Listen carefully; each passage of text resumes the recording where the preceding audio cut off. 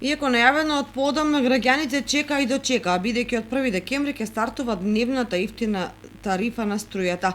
Со оваа новина во потрошувачката на електрична енергија, домаќинствата ќе имаат период од цели 11 часа во текот на денот ефтина тарифа.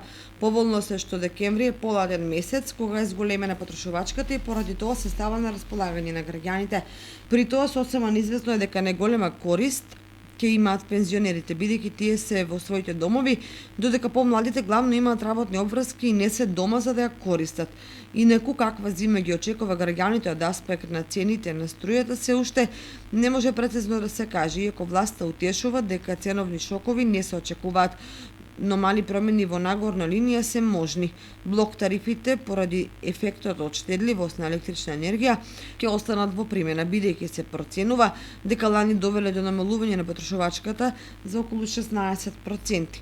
Значајна улога ќе одиграат и обновливите извори на енергија, со кој ќе се намали увозот на струја за 30%.